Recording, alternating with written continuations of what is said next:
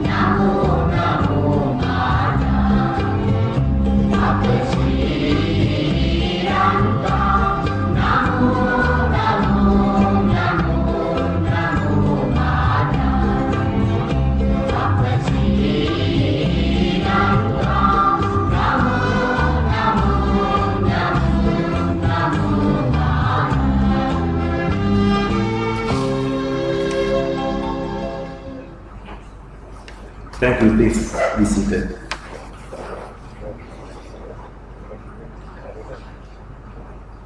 Ladies and gentlemen, I would like to welcome all of you officially.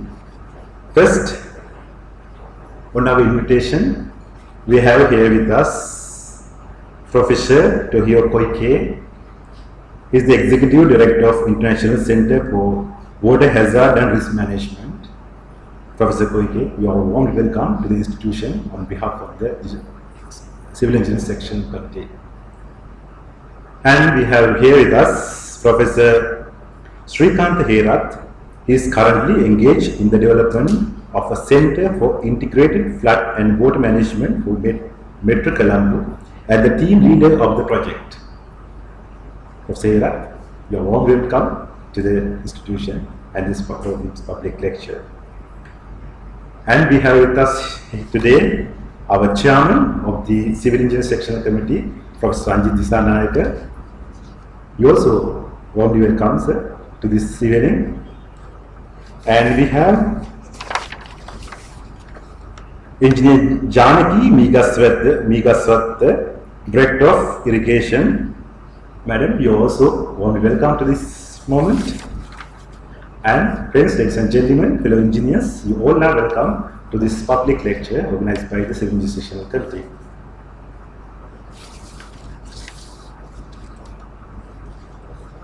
We'll move on to the business today.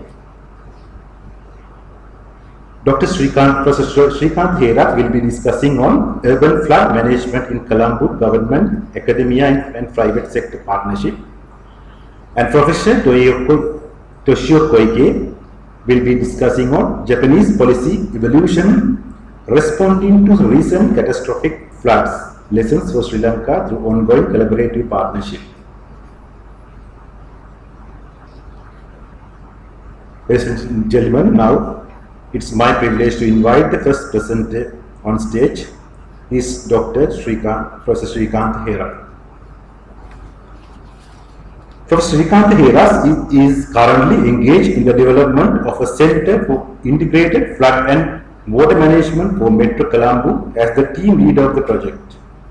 Prior to that, he was Academic Director and Senior Academic Program Officer at the Institute for the Advanced Study of Sustainability, United Nations University.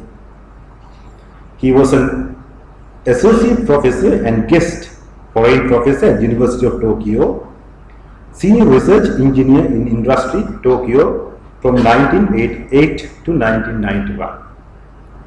Research Associate in Asian Institute of Technology, Thailand from 1983 to 84 and Civil and Irrigation Engineer in Sri Lanka 1980 to 81. Dr. Hera holds a PhD in Civil Engineering from the University of Tokyo. He engaged in research and education in water security, climate change and natural disaster risk reduction under global impact. He also holds a visiting professor position at the University of Tokyo, Japan. Ladies and gentlemen, please join with me in welcoming Professor Srikanth Hera for the presentation of Urban Flood Management in Colombo, Government, Academia, Private Sector Partnership. Professor Srikanth.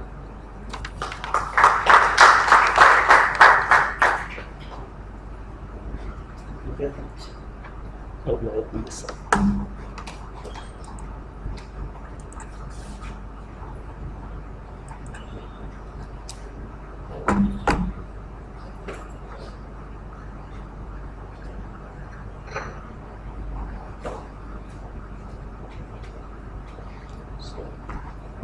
Thank you very much for the kind introduction, Professor Koike. Thank you so much for accepting our invitation and joining us here.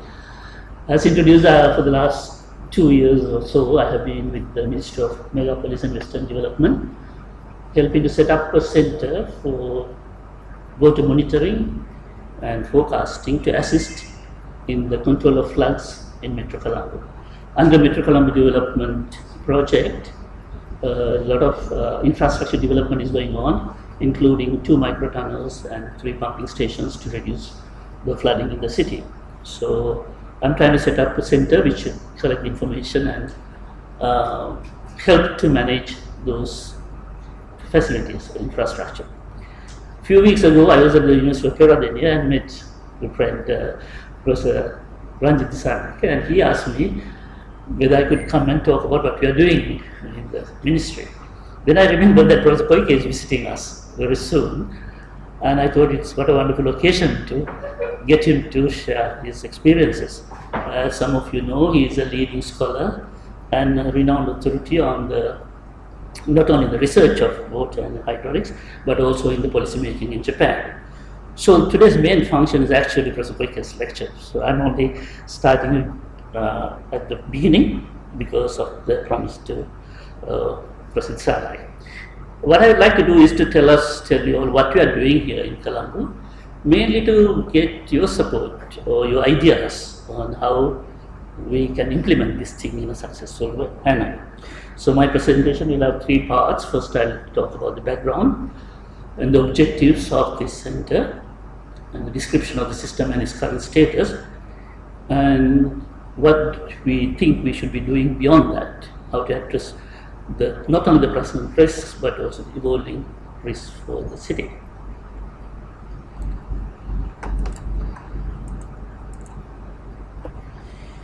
So the time may not be enough to talk about everything we are doing. So I would like to invite you to visit our homepage. It goes as Curves, URA, Centre for Urban Water, SL Sri Lanka. And it's not open completely. A lot of pages will be open. We will be going online from June this year. The mission of the centre is to develop an integrated flood control and water management information system for flood risk reduction. And this will be carried out through the optimal operational use of control facilities, which are under construction, as I mentioned, and also to support early warning in the city. We also are focusing on managing the current and future risks. Our two main partners in this work are the Faculty of Engineering of the University of Moratuwa and the Faculty of Engineering of the University of Peradeniya, through whom we have close collaboration in the research and development of this work. So let me give a very brief background. Most of you know about the flooding situation in Colombo and the vicinity. We are located in the Kalina River basin, and we have the Kalina River coming through, but most of the time the flooding is not from the overflow of the river into the city, but in the vicinity we have the overflow of the river. When we have excess water in the city, we have 4 locations to drain the water into the river and 3 to the sea. But when the upstream receives high rainfall, the water level goes up and you can't drain the water to the rivers. So these 8 floods which are listed, 4 of them have yellow colors where the high rainfall coincided upstream and downstream, so you can't actually drain the water. After the 2010 floods, which you may remember, where the parliament went under the water, the government of Sri Lanka signed an agreement to get a loan from the World Bank to improve the flood control as well as improve the walkability or the amenities of the city. I'm only going to talk about the flood control aspects of this project. So under this project, there are a number of interventions. One is improvement to Madhwali's diversion scheme. We will have a pumping station there which should remove or pump out the water into the Kanli River. It will be 4 cubic meters per sec, 5 pumps. Then we will have St. Sebastian South pumping station, which is actually recently included in the program. Then we have St. Sebastian North Lock widening and a pumping station at 30 cubic meters per second. It will be 6 pumps of 5 cubic meters per second. And the diversion at the Colonau Canal, 2 micro tunnel, one at New Mutual Tunnel, one at Torrington downstairs. So once these measures are completed, it's expected that the macro drainage or the canal network can withstand 500 millimeters of rainfall per day, which is expected to be 50 years period, according to the studies carried out by the consultants. So the center we are developing have 5 main components. Of course, we need to know about the rainfall integration, integrating forecasts, measurements, and observations. Then we have to have hydrological and hydrodynamic modeling component, hydrological modeling for the upstream and hydrodynamic for the downstream. Then we have to have a system to assess the risks. We need a computing environment to carry out this modeling. We use the Google Cloud system to run our servers. Then we need monitoring. We use real-time monitoring systems for rainfall and water level observations. Then we'll have SCADA control for the pumping stations and the gates, which will be managed at a central location, which is the building which is under construction at the moment. The center is not going to be directly involved in issuing warnings or acting on the flood situation. That will be done by the mandated organizations. So we'll have collaboration with the relevant stakeholders. So the first part is to understand what water situation down upstream. We run 3 hydrological models, and generally if you have the current rainfall, we can have a lead time between 18 to 20 hours. We started with Hangmela station as our downstream, but we moved it up to the Glencoe station. So that part gives us adequate time to know whether we need to close the gates and start pumps. But the real difficulty is the downstream part, where the hydrodynamic models have to be used because of the many areas where the water can overflow into the surrounding areas. When we started this center last year, just after about 6 months, we had the 2017 big floods just after we started. So when you try to forecast, you see that our forecast is much higher than the actual water level and atmosphere, which made us to go to the field and really investigate what's happening. And what we really found out was that number of locations where we expected to be gated and water not to be going into the upstream areas are actually not there. So we had to include those backwater into the marshlands, but most importantly, we had the new elevation data from the surveying department, which was 1 meter resolution. Upstream was 4 meter resolution, so we could reconstruct and recalculate the models to include the upstream inundation in the area. So if we have the good rainfall information, we are somewhat pretty confident that we can model what's happening. These are the 2016 flood event along the Kalmi River verifications, and these are along the lakes and canals within the Colombo system. We also had the 2017 event to calibrate and verify the models, and also the 2017 September models to do the calibration and verification. So we actually run 3 different models of 3 different resolutions, from 200 meter, 50 meter, 150 meter, and 30 meter resolution. As you can see, if the flood is caused by heavy upstream rainfall, we have quite sufficient lead time to be prepared downstream. This is the results of the 150 meter resolution model. But if you take like the 2010 flood in Colombo, you can see the rainfall actually really caused the floods from within about 3 hours in the night time. So there's very small lead time and very quick flooding conditions. And even though we will have pumps in the future, the impact is not very high because of the very low gradients of the city. So we have to have some idea of whether we are having an impending big rainfall, and moreover, we should be able to have data coming in at not only sub-hour in minutes or less than that, very high resolution, high low acquisition time data directly feeding into the forecasting models. Also we can be benefited from numerical weather forecasts. So we use the weather research and forecasting modeling system, where we take the global forecast from the GFS data and run 3 domains. Outer domain we use 27 kilometer by 27 kilometer, inner domain at 9 kilometer by 9 kilometer, the last one at 3 kilometer by 3 kilometer.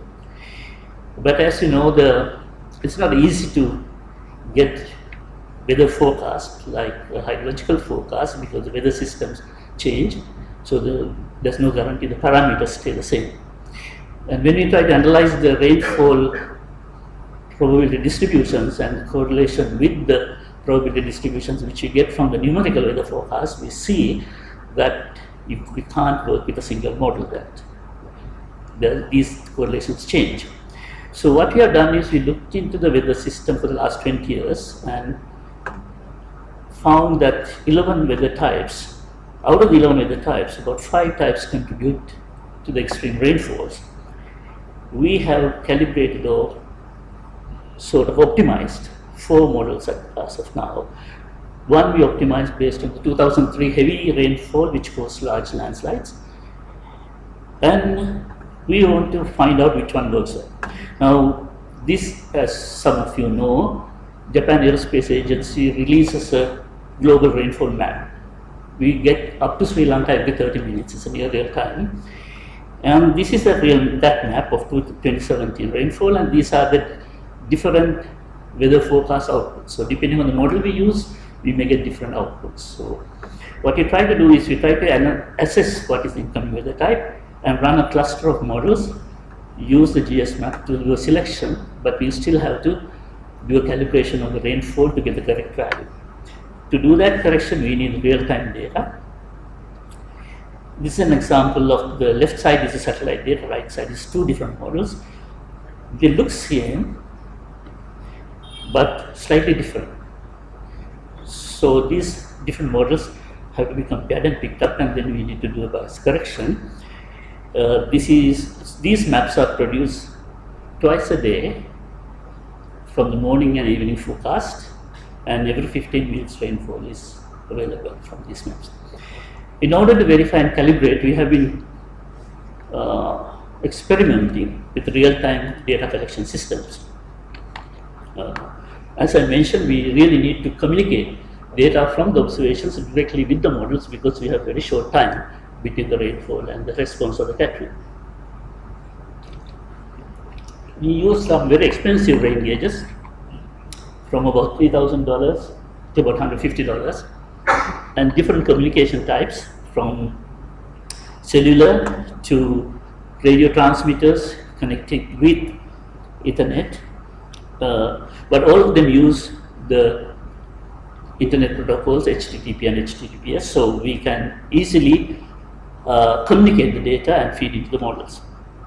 Now, we tested them in the field for more than 6 months. We started this about a year ago. We have now finalized what are the permanent systems that we are going to install. Similarly, we also are working with the water level measurements. So this is an example of the currently available rain gauges. You can see the rainfall of October 6. You remember that we had a heavy rainfall. And all these are displayed according to the risks you will be facing. In the city, it will be 50 millimeter threshold and above 8 extreme rainfall. In the upper catchment, we take about 200 millimeter and above as critical.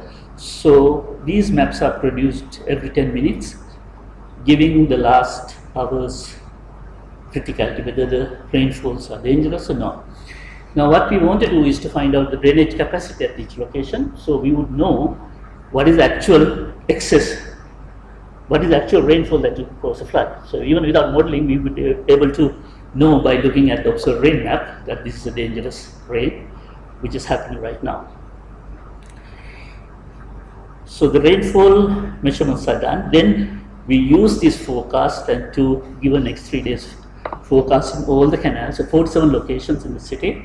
This ongoing work, we still have to test and validate. These days you can see there's not much rain, so the agreements are very good between the forecasts. So the black line is for the next 3 days forecast. 2 red lines are 2 different models. We have 3 hydrodynamic models. 2 of the models actually give these predictions at these locations.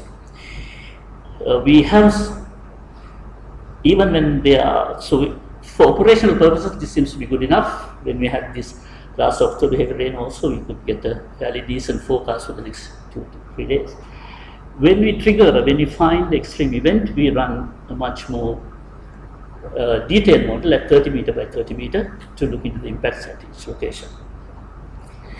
So once we have that one, how to use this information to manage floods, the so-called risk-based flood management. There are 2 aspects. One is the impact on the property and the economy. The other one is the impact on people. So for the impact on the economy, what we have done, actually with the irrigation department, we did this survey about 2 years ago. We went to about 500 different buildings, houses, and established these curves, which are called damage functions. So these are the curves used in the insurance industry, which also says that if you have a 1 meter depth of water level, what is the percentage of damage you would expect? So if you use the base value of a property, we can estimate the total expected loss. Now we have the total building footprint of Colombo city, all the buildings, and 10 different building categories. We have 4 of these damage functions, so we can put together and estimate the damage for the buildings at each point. So these are the buildings which you can see here, and at the given water level we can estimate the economic damage at each point. Let me see if the internet is available. I can.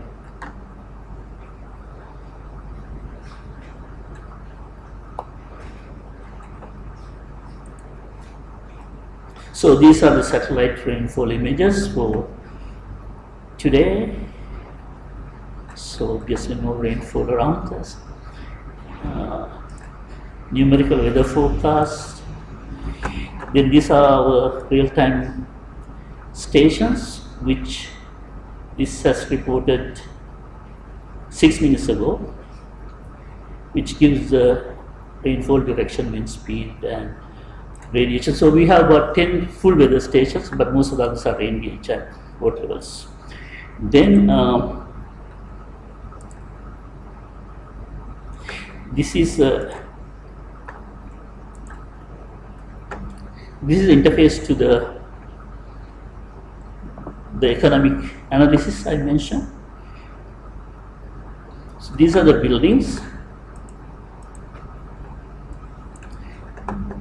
So these different colors represent the structural loss of 2016 flood. We have checked these macro values with the UN and World Bank's study. They match with the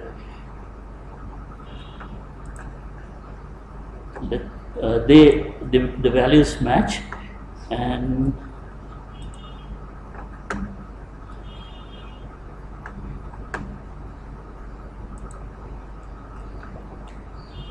actually we should have a pop-up.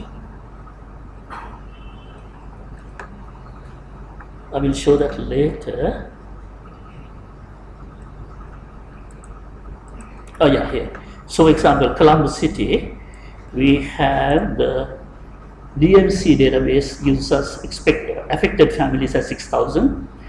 Our calculation at the 50 centimeter water height is 5,000.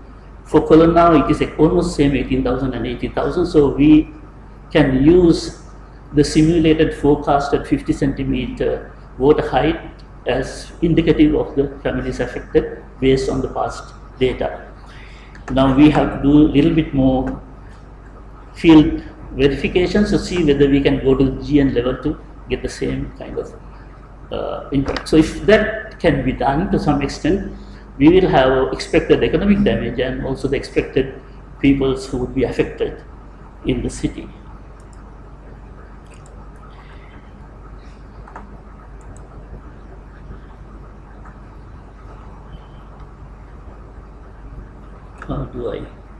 What did I do wrong here?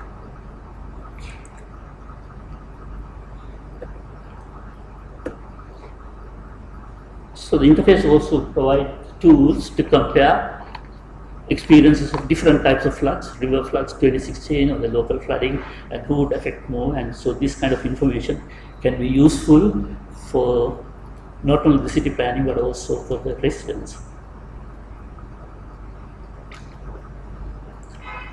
Then we also use this information to justify economic investment. To do that, we have rasterized all this information so that we can calculate also this in real time. What is shown here is for class A type of buildings, distribution in the city, and when we have a 1 in 50 year return period flood, we can estimate the expected damage. And when we operate all the pumping stations and the gates and facilities, we will reduce that flooding, and thus we will have reduced our expected economic loss. So we have economic benefit.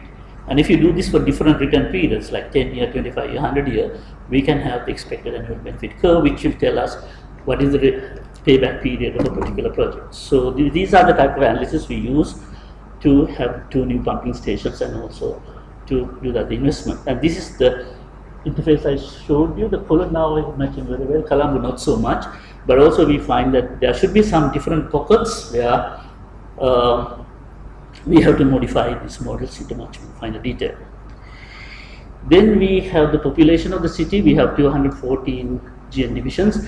The upper figure gives you the distribution of the population of each of these GN division, and the lower one shows the nighttime population distribution of the city at each 30 minutes.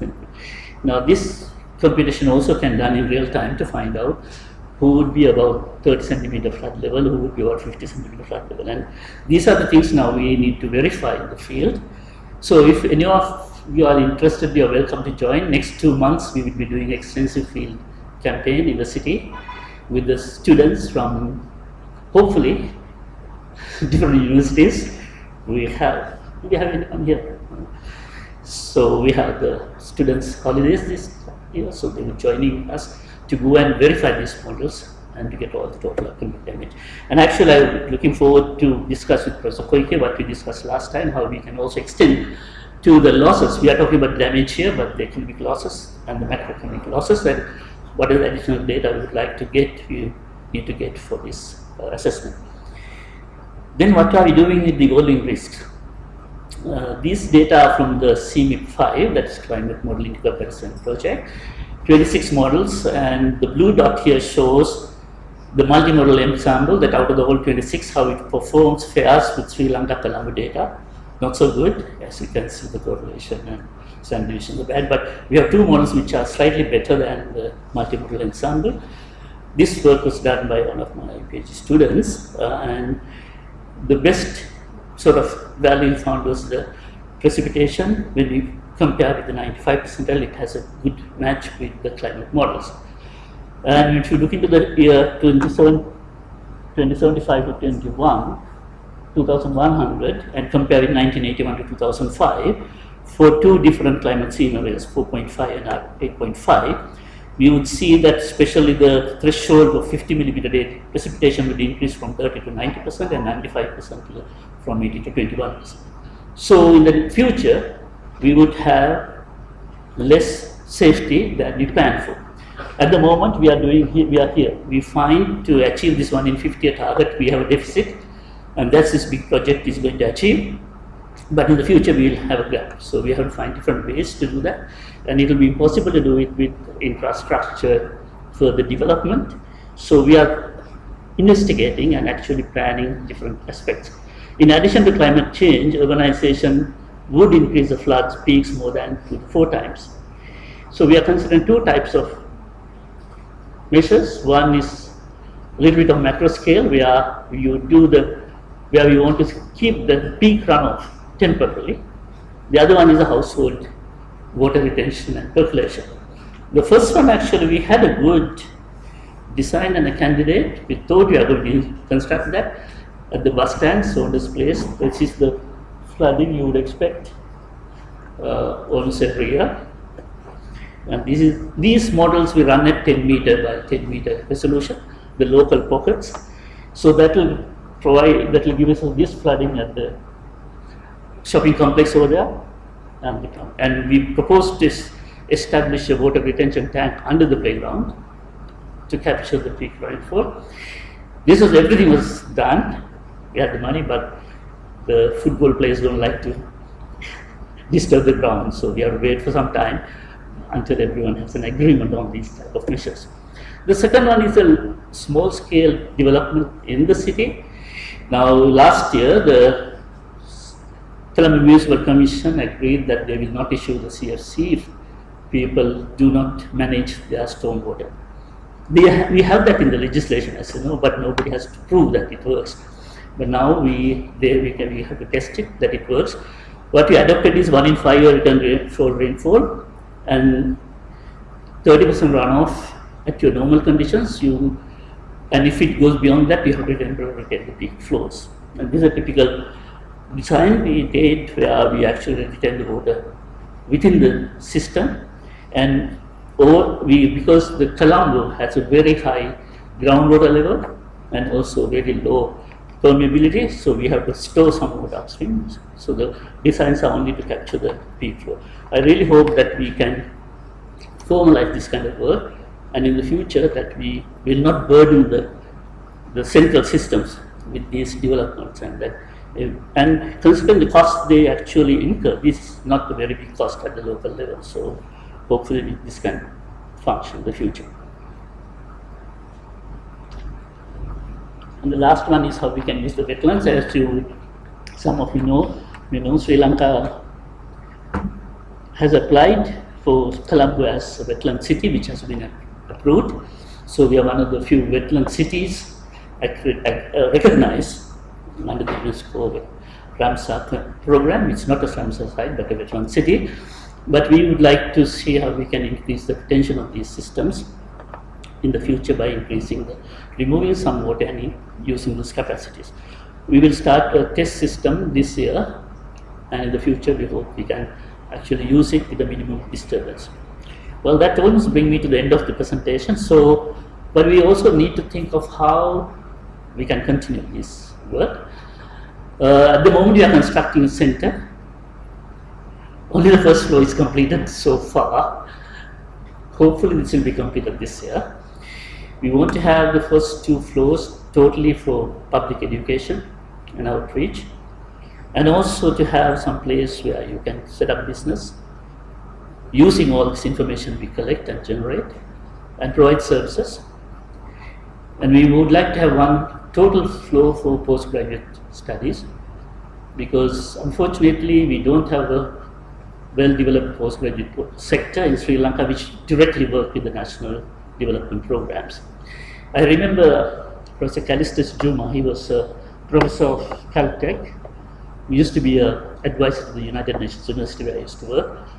He told me, he came to us and one day he told that education is like a car, but higher education is a driver. If you don't have a good driver, your car will not function to the best. And actually that's true. Our colleagues from Japan know how much the postgraduate sector is contributing to national development. So we actually would like to see this happens. At the moment, this work is done by these young people. They are a program with the Murti University and Peradeniya University where they actually get their master's degree for the work they do in the center. So we started last year, 3 of them already graduated.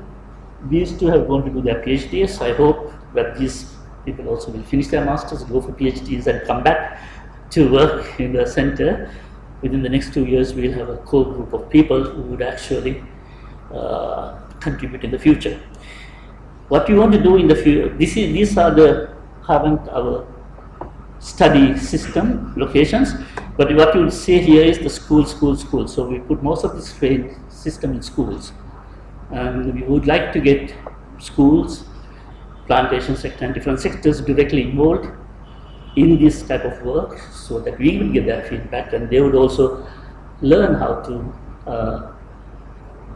read forecasts. They will know that they can't be 100% accurate. They are not going to be accurate, and there are going to be a lot of mistakes. And then how to read these, how to use this information. These are immediate plans of having 47 water level gauges, about 30 additional rain gauges in the system. So before I hand over to Professor Koike, I would like to also tell Professor Koike why his topic is so interesting, important to us. Last 4th of February, we had a very high rainfall. These are also one of the outputs we produce. Every hour the rainfall distribution is shown here. You can see this place, within 1 hour we had 120 millimeter, 82 millimeter, 40 millimeter, 60 millimeter. That's a huge rainfall, 120 millimeter in 1 hour, just 1 hour. It didn't happen before, it didn't happen after, it's just within that hour. You would expect some flooding, but luckily since most of the storages were empty, it didn't happen. But this is a problem. These are the observations we had at every 5-minute rainfall reading. This is at 15 minutes, 40 millimeter in 15 minutes at some place in 1 hour.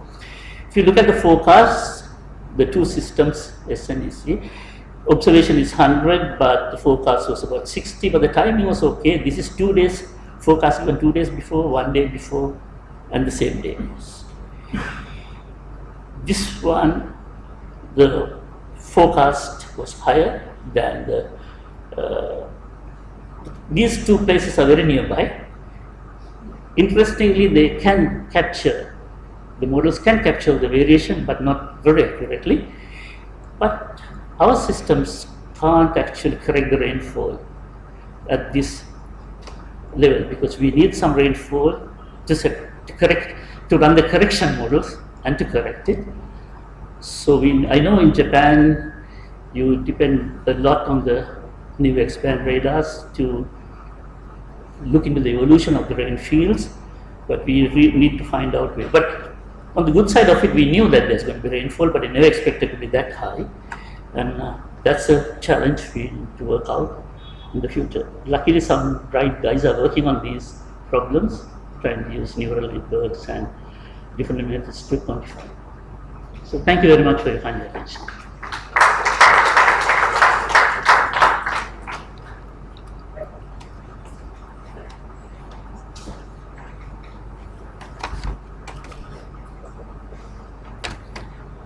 Education is a car, higher education is the driver. Good thought to our parliament as well.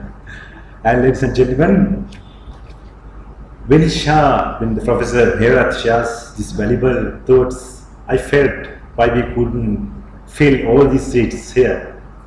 But I am sure many of our engineers are in live with our web.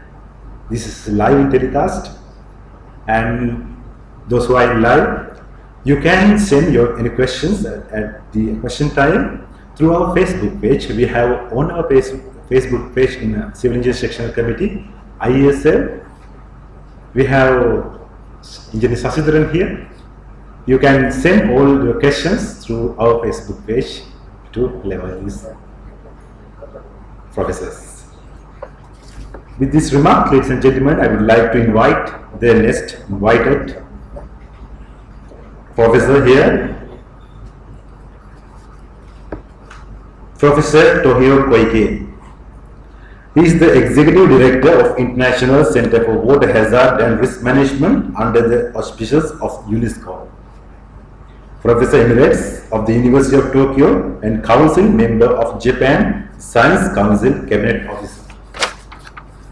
He received the Bachelor, Master and Doctor of Engineering in 1980, 82 and 85 respectively from the University of Tokyo, Japan. He was at the University of Tokyo as a research associate in 1985 and a lecturer on 1986 to 7 and at the Nagoko University of Technology, Japan as an associate professor from 1988 to 99 and a professor in 1999.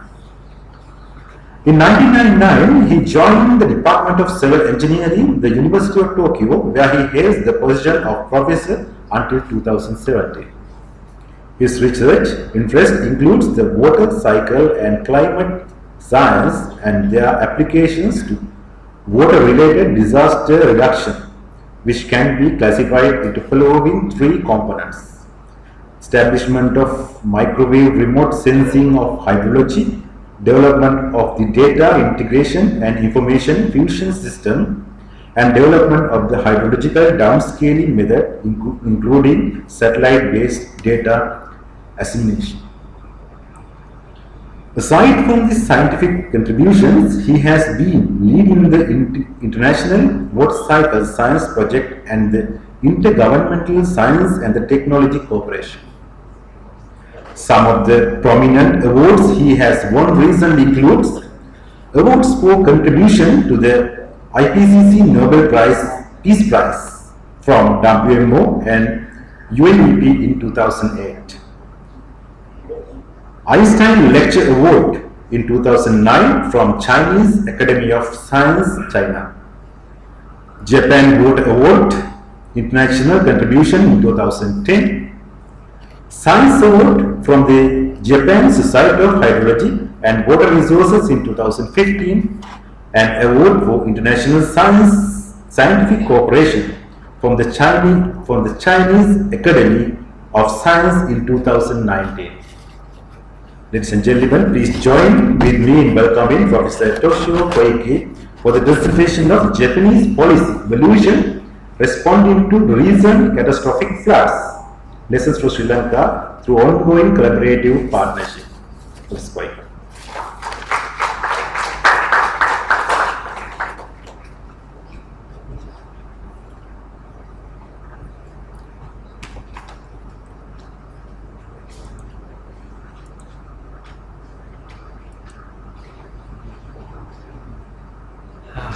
Thank you very much for joining this lecture, and thank you very much, the Professor Herat, to organize this opportunity.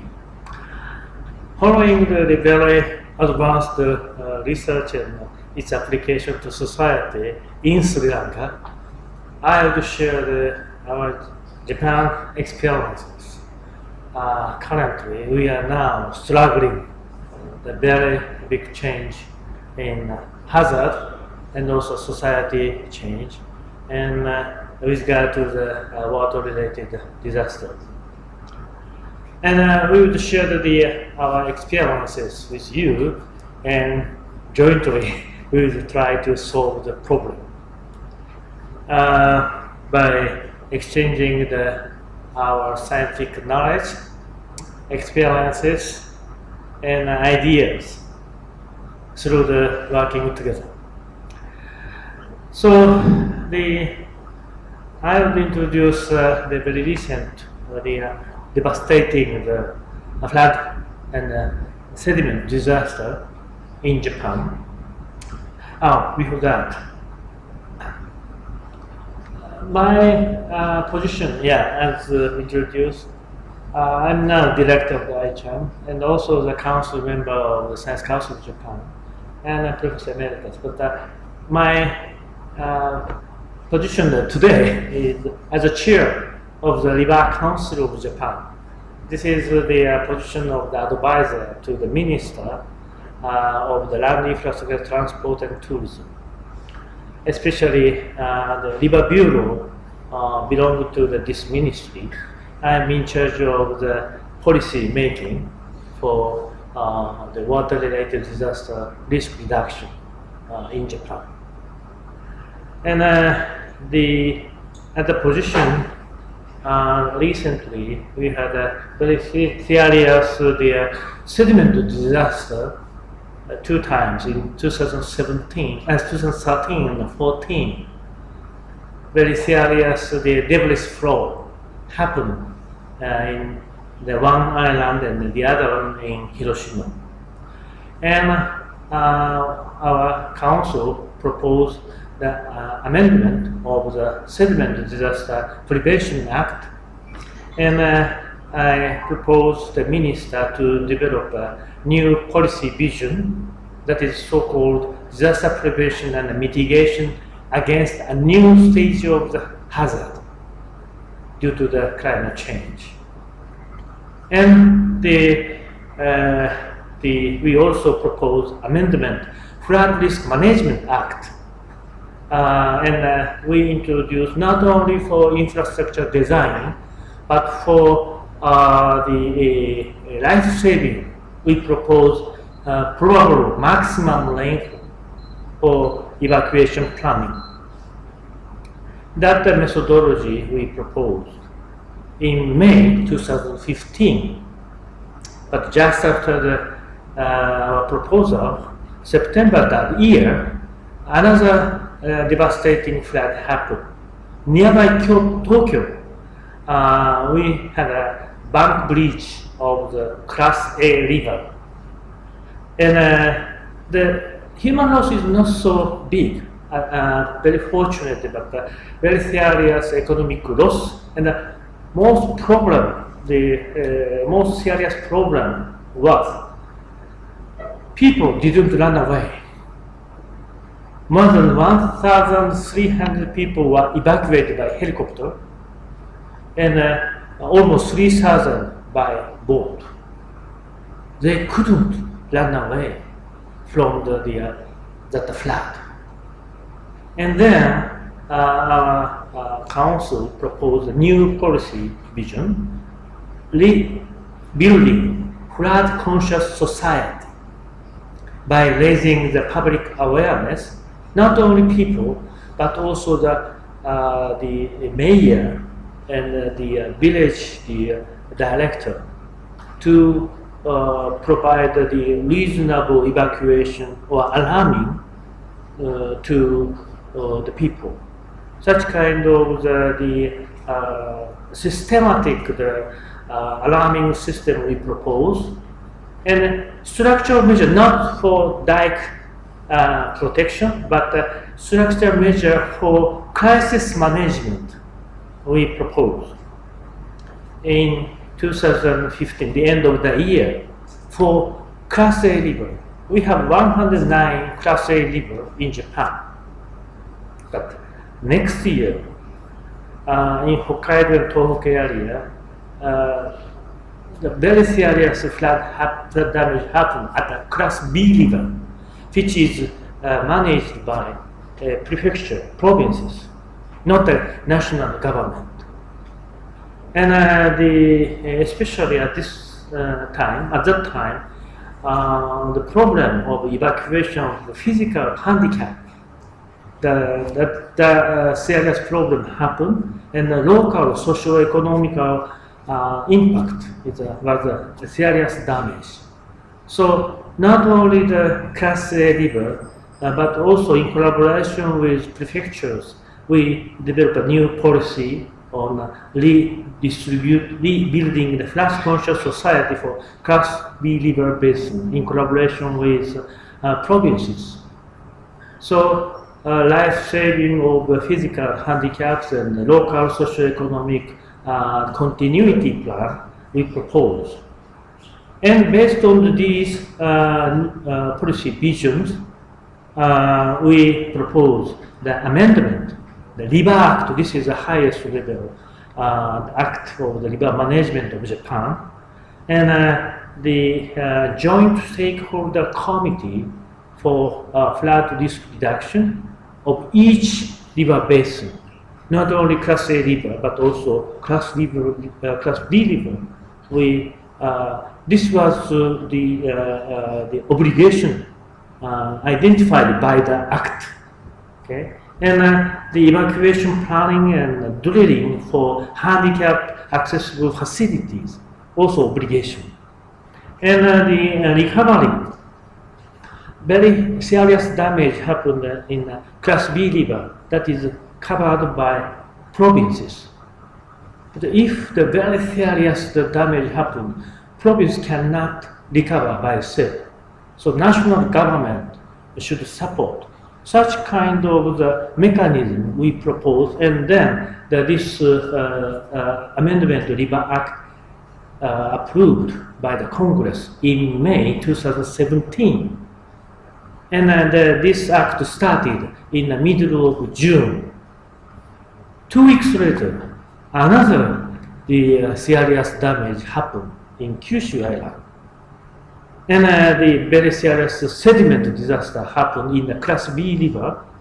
So first application of this amendment to the River Act applied to this river, and government is supporting for recovery process. So every year, our follow-up cannot catch up the changes of the flood disaster, the recent Japan. And as you may know, last year, July, we had a very serious flood. This is historical flood. 48 rainfall, almost 1,800 millimeter or 1,200 millimeter. But actual damage happened in Hiroshima due to the sediment disaster, and Okayama due to the bank breach, and sediment disaster bank breach in Ehime Prefecture. But please identify the caliber that happened from 200 millimeter to 600 millimeter for 48 hours, not the 1,800, 1,200. In Japan, such a heavy rainfall, 48 hours, within 48 hours, the 200 to 600 millimeter caused a very serious flood damage. This disaster happened very serious, very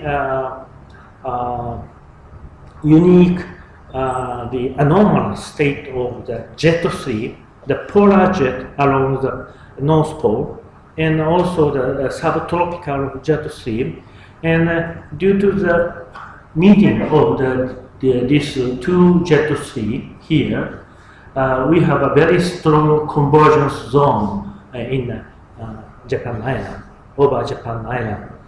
Then and in addition, due to the global warming, the sea surface temperature around Japan area is very high.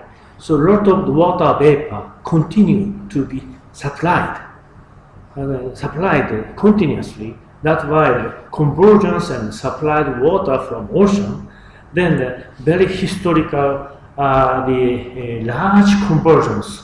This is big, much bigger than the other historical record since 1985. This happened in Japan last June. So last July. So then the serious the flood and sediment disaster happened, and the mortality. This is 224. This was the confirmed number. At this moment, 232. So this is the worst case after the 1982, when I was a master course student. So in Hiroshima, more than 100, the 60 mortality in Okayama, and the Ehime prefecture, almost 30. Why we have a serious disaster happen in these three prefectures? Even the other area, the 1,200 and 1,800. So in this area, the rain gauge station record more than the 100-year probability rainfall. So not the absolute value of the rainfall, but the experiences compared to the past record. That is the key for the actual disaster. Another point, in these regions, past the flood was designed, was based on the typhoon event. But this case is a frontal rainfall event, a quite different pattern of the rainfall. So that's why they have not their experiences to such kind of event. The mortality, this is average or nationwide average.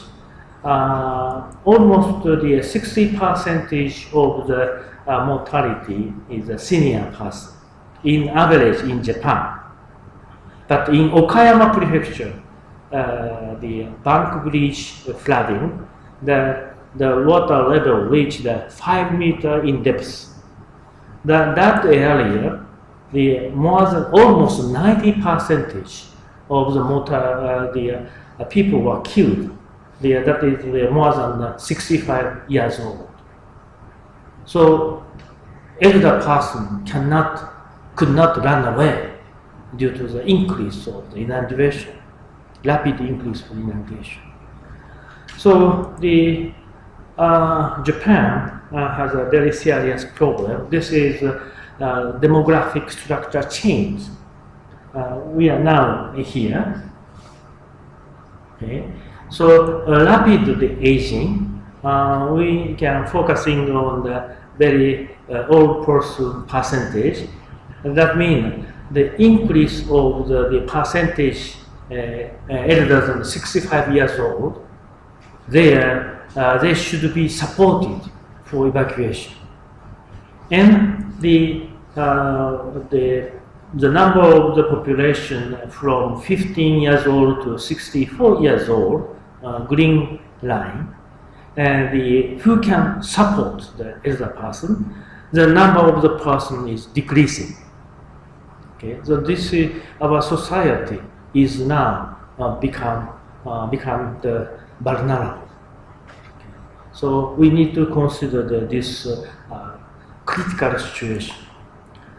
With regard to the hazard, this chart shows the number of rain gauge stations where the historical maximum 24-hour rainfall were updated in each year.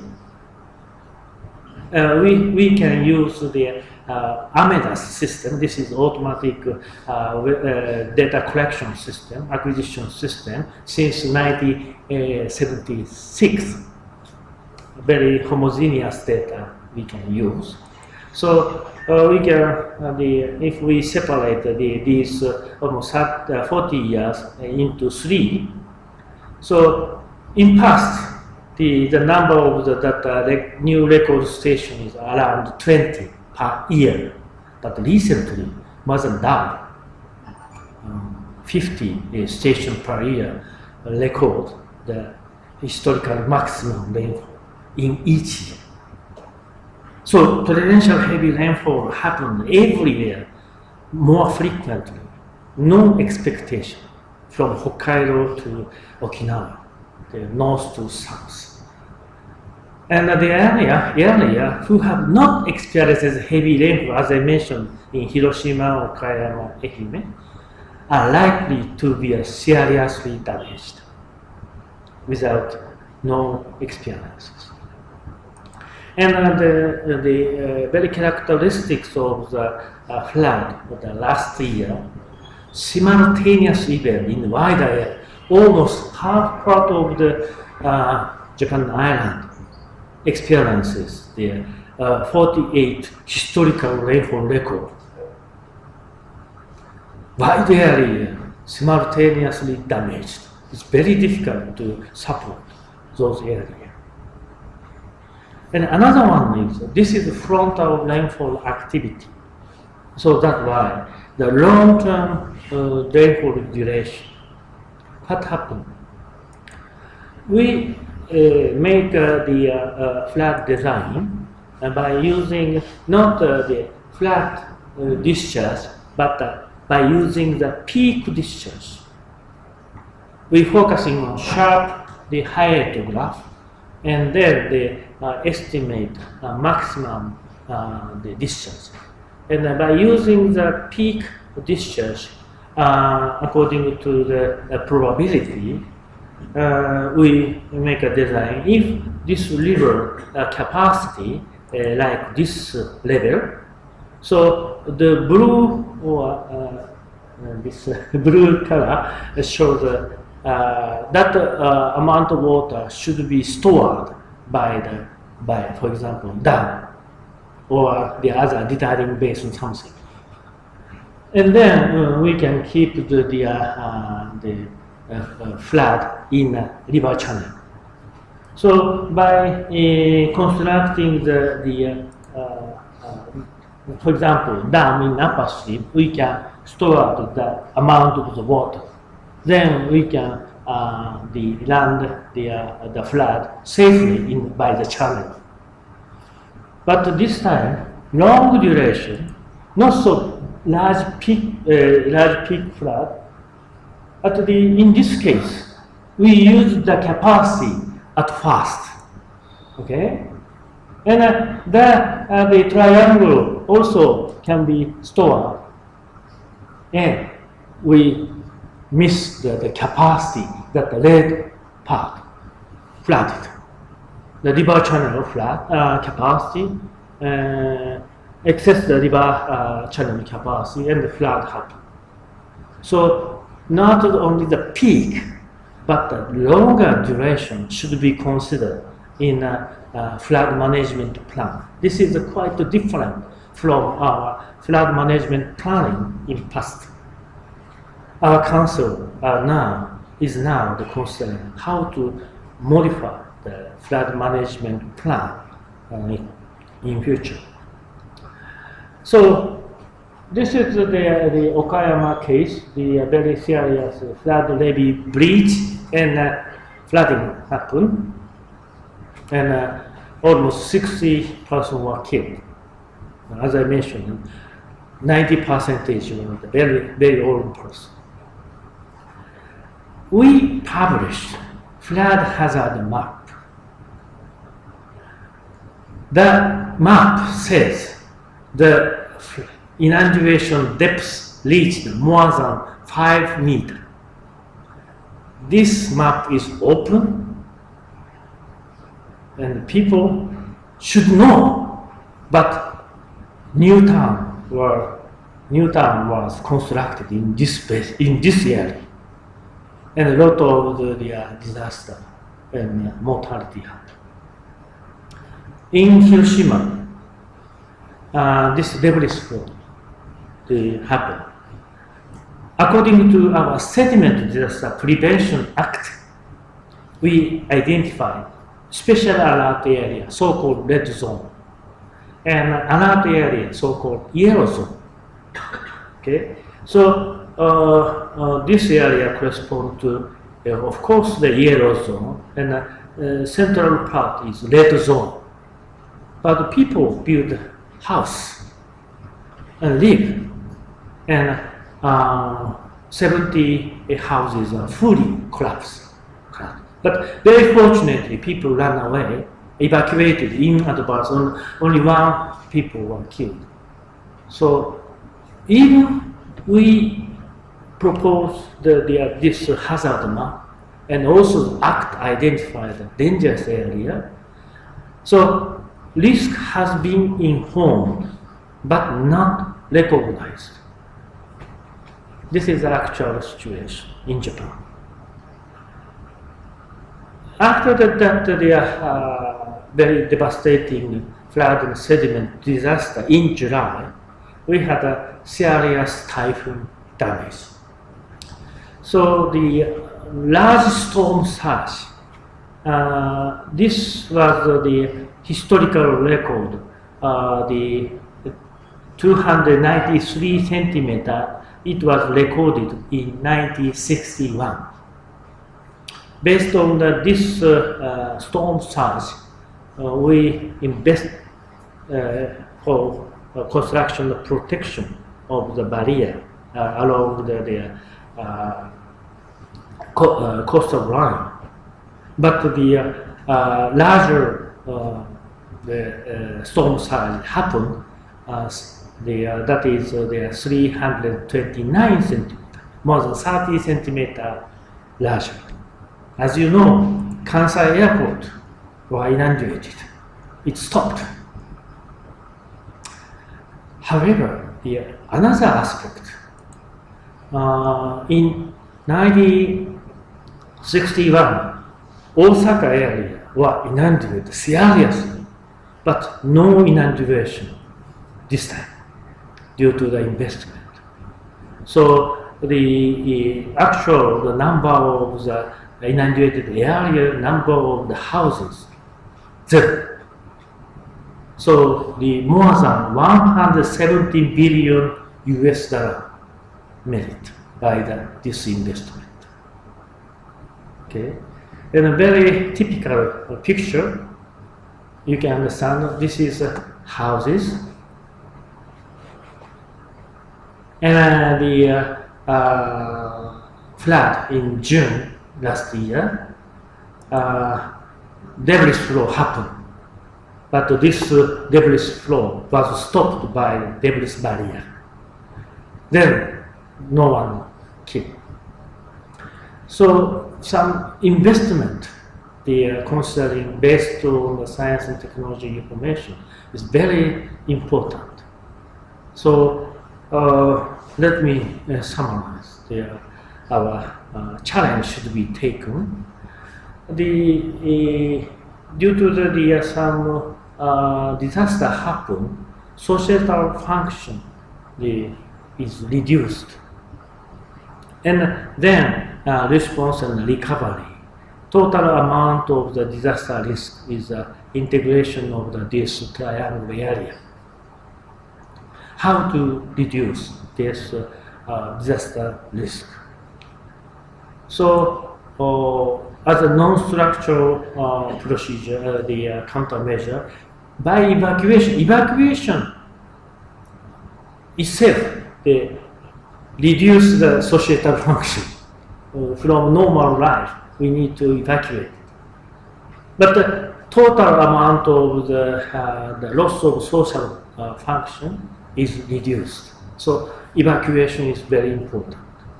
And quick response and better recovery, then risk can be reduced. Not only something in advance, but also after the event, also very important for reducing the risk. And within a recovery, we need to develop a stronger society that is so-called build back better. That is identified by the Sendai framework in 2015. So to promote this one, what can we science and technology can support this activity? As a public support, we can provide a monitoring and prediction information for supporting evacuation and also the response activity.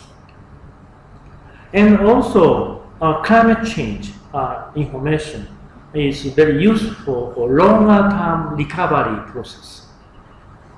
The Professor Herald mentioned the current system in Colombo, but considering the climate change, some countermeasure which is not needed to reconstruct it.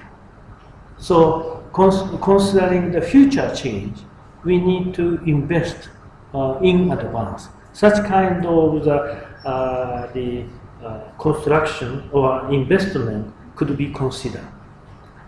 And not only there's such a public support, but also community should be informed, and the community needs to recognize the risk.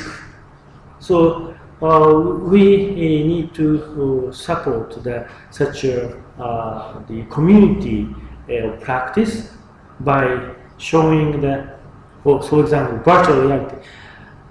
Usually, always people say, I have never imagined such a devastating damage. Our science and technology can provide virtual reality by simulated result or much more realized visualizing system or some experiences.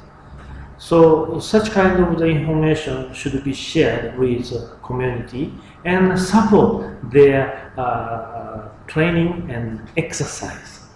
Then mutual support and self-help will be improved, and they can evacuate, and also they can develop preparedness. We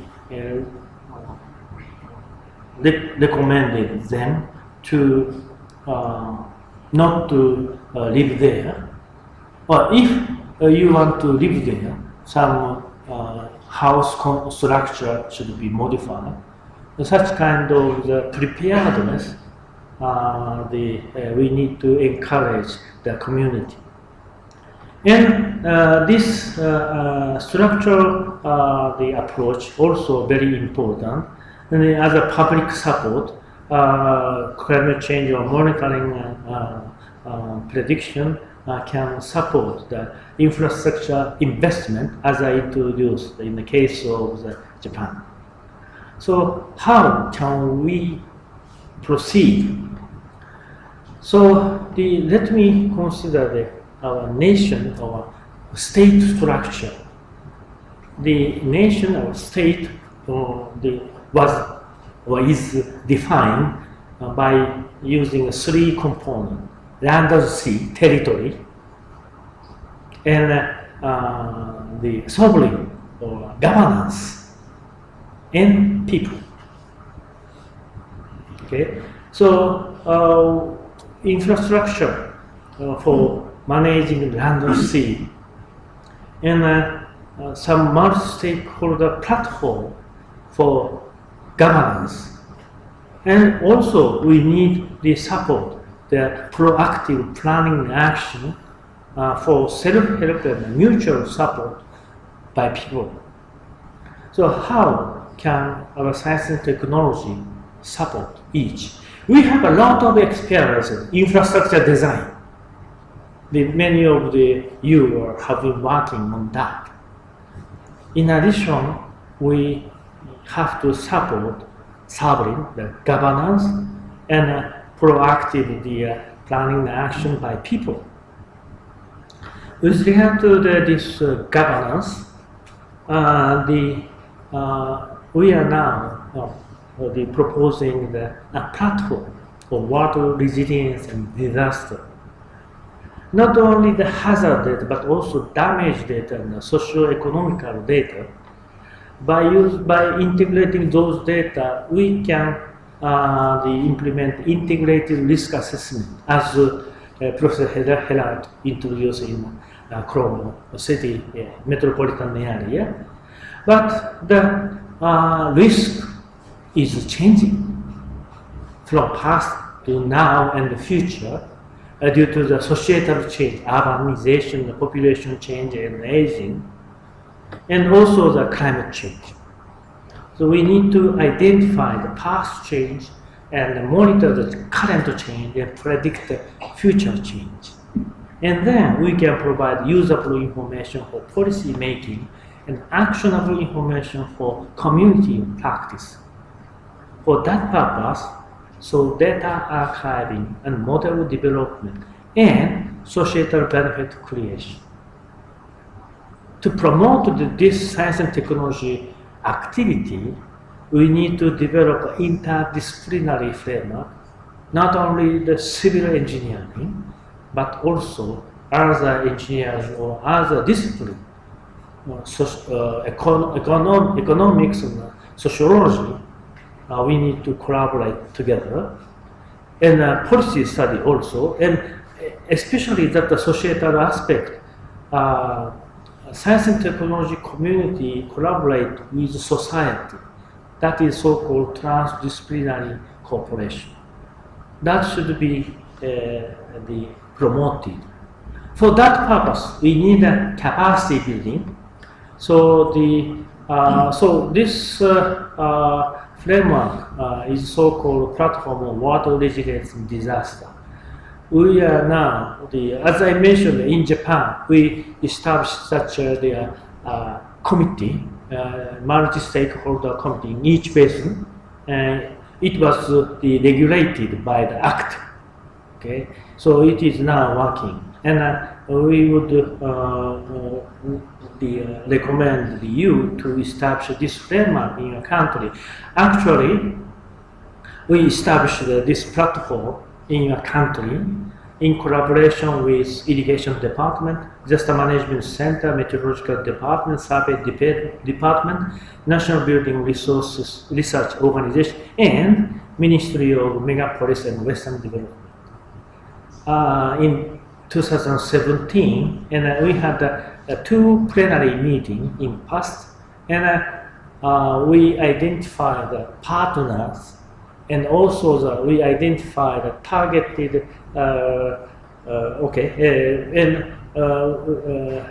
we also identified the policy, data policy, and we will have a third plenary session the day after tomorrow. After holiday, we will have the meeting at the Irrigation Department. So these three, Irrigation Department and NBRO and the DMC, working as a coordinator of this platform, and the Ministry of Mahabali Development of Environment is now joining this platform. And targeted action, they identified the 4 targeted action: early warning and adaptation planning for global change, including climate change and urbanization, and economic effect of disaster, as emphasized by Professor Herald, and also the contingency planning. This is led by Disaster Management Center.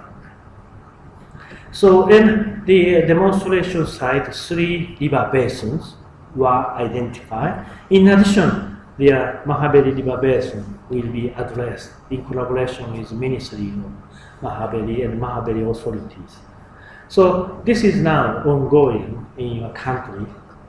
So the other early warning system, you had a very serious flood damage in May 2017. 24-hour rainfall, more than 500 millimeter. And the serious flood rainfall was also observed by satellite. And we developed this integrated early warning system for supporting the recovery process of the flood. And this system is now being operated in collaboration with the University of Tokyo and Aichi. So in addition to rainfall, the real-time rainfall monitoring, as Professor Herato mentioned, and also the satellite-based rainfall product is collected. The bias is collected by in-situ rain gauge. So bias collected rainfall data is shared, and the geostationary satellite Himawari 8 data is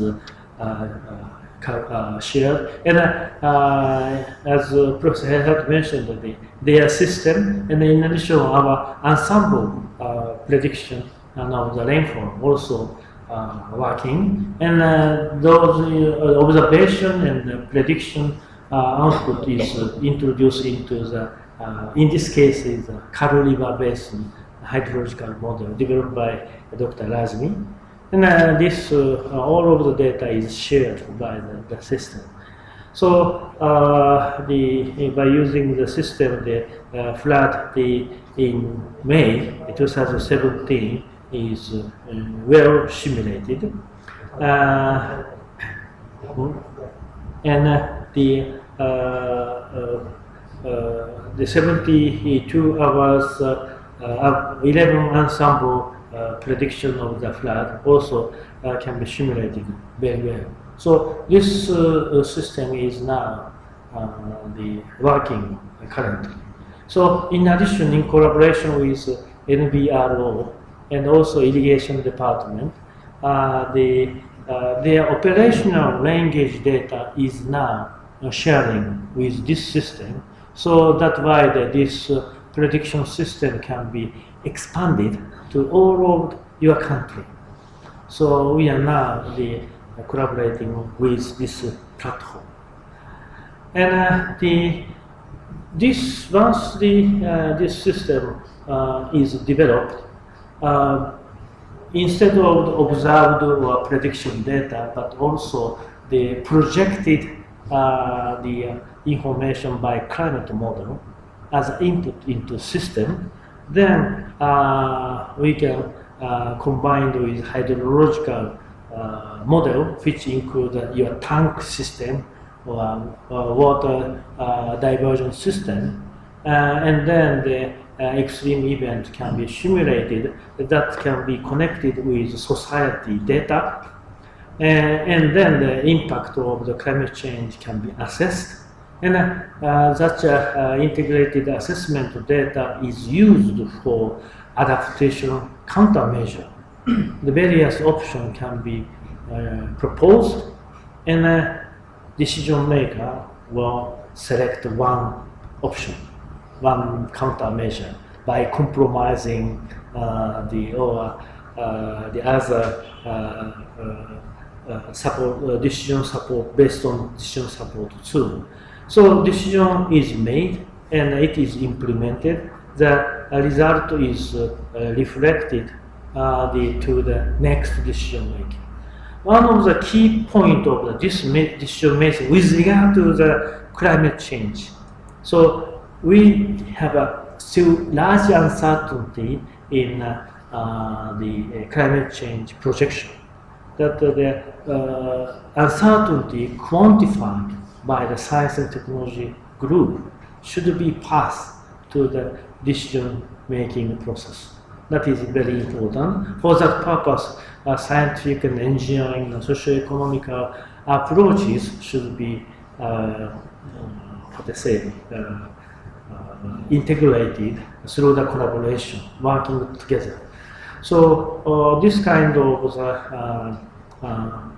adaptation to global change could be introduced. So for the downscaling, I would skip this technological explanation, but the dynamical downscaling is very important for make a design. But to understand uncertainty, we also propose to use the statistical downscaling, which can cover the big uncertainty among the climate model. So this combination of the dynamical downscaling and statistical downscaling is very useful for supporting the decision making. So my colleague, Mr. Hemakanta, they try to make a design of the whole system, not only the natural science approach, but also policy study or economical study, and how to integrate such kind of point of the thinking, a way of thinking into the system that is being proposed into this platform framework. So in addition, we need to work with the people. Okay, so for that purpose, flat disk diagnostic method is applied, and finally the flat diagnostic chart. This shows this shows some hotspot of the area. So this can be shared with the people for supporting their evacuation or for selecting the land use. And also the contingency planning. This is a standardized operation procedure from the understanding of current condition, identifying risk as I mentioned, and analyzing the impact and the development response strategy, and then developing the evidence-based contingency plan in collaboration with community. So this kind of activity should be encouraged. So this activity is really strongly endorsed by high-level the panel of the United Nations. 11 head of states, Prime Minister, President, organized a high-level panel on water, supported by co-convened by Secretary General of the United Nations and the President of the World Bank. And this high-level panel on water published the outcome document March last year. In this outcome document, resilient economies and societies and the disaster risk reduction is emphasized. In the document, the shift focus of the disaster management from response to preparedness and resilience. In this chapter, they say, platform on water resilience and disaster, as we are now, you have already established in the country, the platform among all stakeholders should be formulated in countries to facilitate dialogue and scale up community-based practice. So this is highly appreciated by the high level of the United Nations. So this platform was established in Sri Lanka, and in Philippines, and Pakistan, and Myanmar.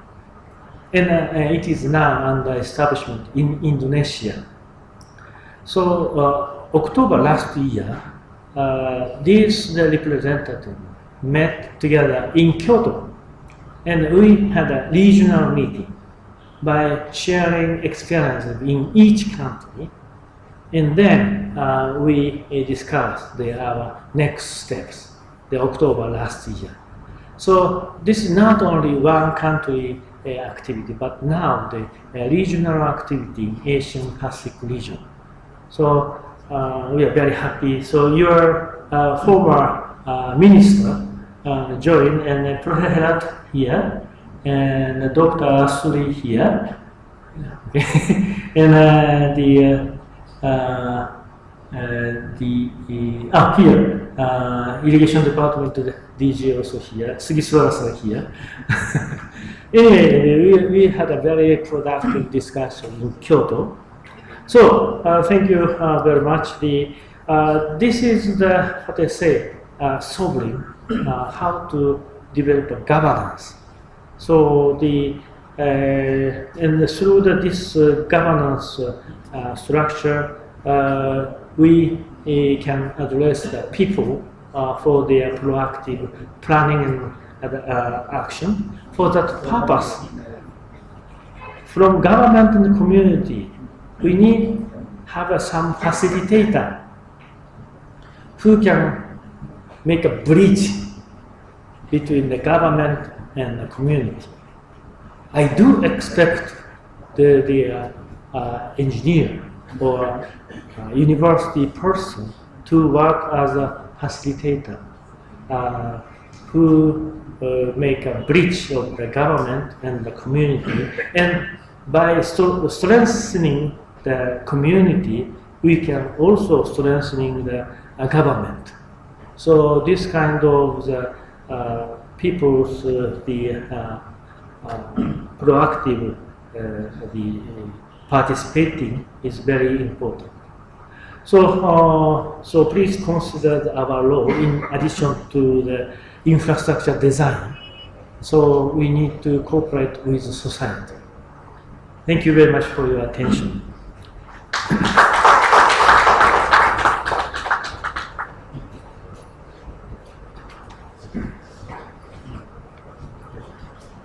Thank you very much, Professor Koike, for sharing your knowledge among our Sri Lankan engineers and who are live. And ladies and gentlemen, now we have come to most awaited moment of today's agenda. You may have many questions, and you can clarify your questions with these professors. Ladies and gentlemen, may I now invite following the professors on stage and get the seats here. Professor Koike and Professor Srikant Herat and Professor Ranjit Disanaika, our chairman of the Civilization Committee, and engineer Janaki Migal Satte. Ladies and gentlemen, please come on stage and get these seats.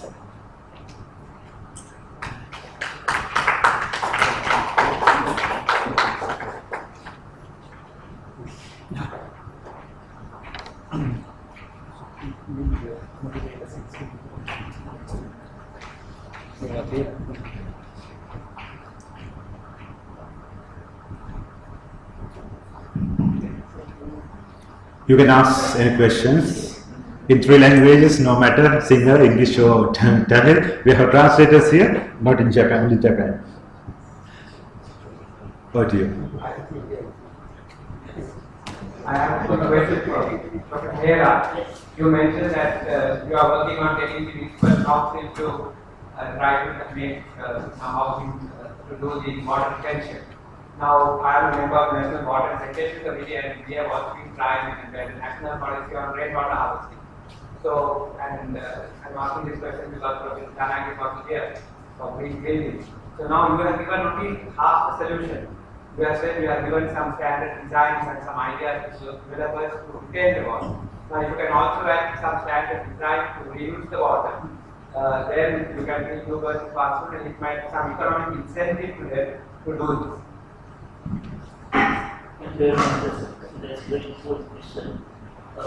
In fact, we decided even that one, we decided 2 months. Above ground can easily be used for reusing. We had some discussions with an organization in Japan called Association for Rainbow Harvesting, and the Japanese Architectural Association is taking this to try and throw under millimeters. No, but to implement it here. Yes. So, in order to reuse the water, we were trying to capture all the steps from group in CXA to local places, and they got these different types of sites. But I do not know the sanitation initiative. So we do that so that. So we should talk as a rainwater harvesting forum and it should get related. But I'm not sure what the incentive is, but definitely there was a discussion to do this in Colombo. You see, there's a very high potential of recharging. That would be a much sort of easy way, cost-effective way of reusing water. In Colombo, we didn't see that interested, but maybe you could sort of enlighten me.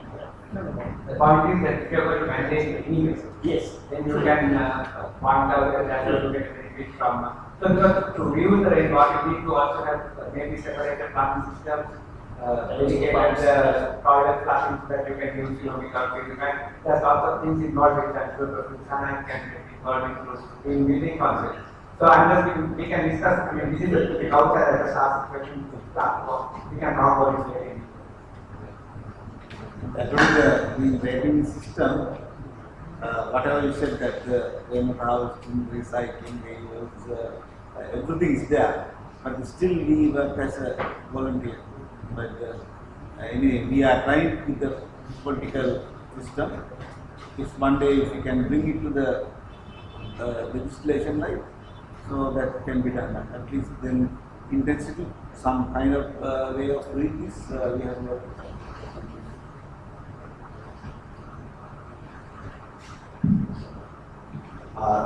My name is Mr. Karachi.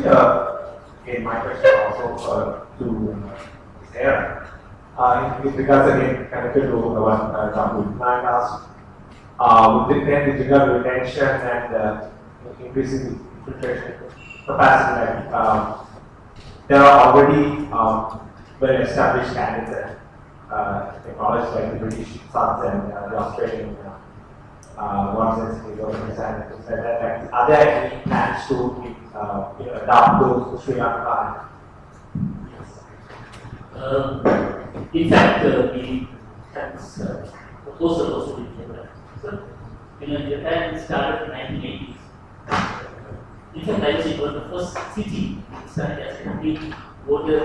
The idea was that we were analyzing total water cycle, including the ground, and make sure that we don't change that whole system. So that's not that system does not very good in a sense active phase, but it's the water cycle management. And then we have the Australian one, the sites, and now we have ABC in Singapore and LRE going back to the US, and also in China, what is called the Smart City, 1,000 cities. So even we have this process in some of the cities there. The important thing is what we learn lessons from these different aspects. Technical solution itself is not unique because these are distributed systems. So we can find what is the ratio of distributed systems and the centralized systems that we can take professional management. In Japan, we found it is like 4.6 kilometers. But the most important part is you can see that you can see that people are independent. They see the green. So it is important that you bring it to the people. So that's not the education from the people. In US, what they do is you get paid. Depending on the amount of rainfall you store, you get paid by the government. So that is part of the thing. In Germany, they give you the complete design of your garden free of charge, and you get a discount on your rainwater, your water. So So the particular instance we need to use it. Second one is people have to see the benefit.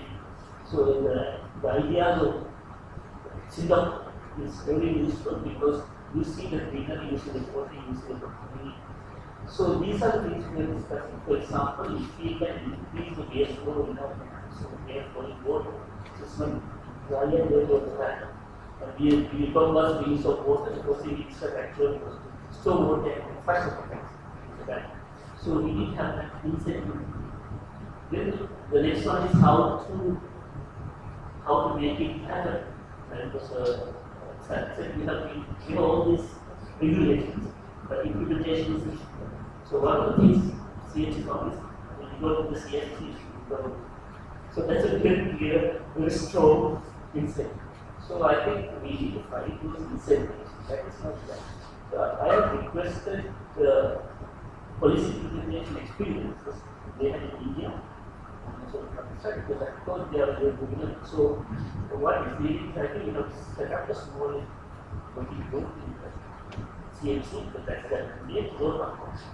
But I had several presentations that engineers have. They're very much interested. Once they can start sort of establishing which you need this administration and also important things. My question is because here, actually because that Koike mentioned. Which are rising from what we see. Now, if you look at the kind of changes that are happening in cities like Colombo, we see a lot of apartment buildings in high rises, medium rises, and so on. Now, with all these buildings, if you look at the building regulations, they do not readily promote means for rainwater harvesting. For example, you have a 20 stroke building, you have only a no. But most of the rainwater is generated on the sidewalks. So, to collect that kind of water, if you have a podium, we promote podium as part of the building regulations. Then we have four story, and then the tower starts. So most of the water that comes down the tower can be collected at that level and then can be used for various purposes. But if you look at rainwater harvesting and the building regulations came much before the rainwater harvesting. So now I think we have to have a fresh look at the kind of regulations that we have in City of Colombo Development Plan and see how we can actually get the water arrangement, or flash flood arrangement as part of the building regulations. Otherwise, what happens is, we have a very old-fashioned building regulations, and then we try to do the flood management using new technology. It will never be competitive. And also, the same thing will be applicable for the new city, the Colombo International Finance Center, that is Port City. Because we are going to have 300 to 400 hectares developed tall buildings, then flood management in that kind of place is also will be vital. So what we have seen is if the CMC would be ready to come up with assess the situation and make the necessary adjustments to the building regulations, especially applicable for say low, medium to higher schools. Thank you very much. We take up all these comments and it's very useful. I can only say that for the whole city, within the list of development discussions were held, especially on the water retention and cycling and how to be. And probably I think it's not enough for CMC, maybe litigation is then we can actually have been discussing in the sector of the I think some of these centers for universities could be part of the team that could actually improve. I think the best practice would be to go to the MBA and so that there's an MBA resources. And since Megapolis Ministry has both MBA and successful and organizations to do the CMC that they have. Our directors are working on this and if they're interested, we will actually find out some. Yes.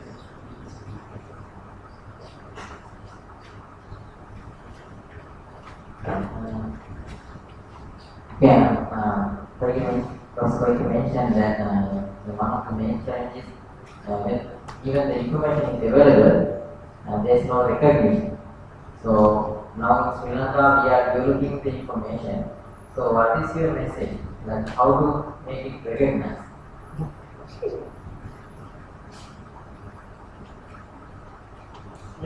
Yeah, as I mentioned the last slide. So you enjoyed playing the computer game. So we have a very high skill technology that the virtual reality. Combining our simulation output with such a virtual reality, people can recognize how to use it. So I think I am now collaborating with the such IT group to develop the virtual reality system. And we will share that system with the local community. That is the situation.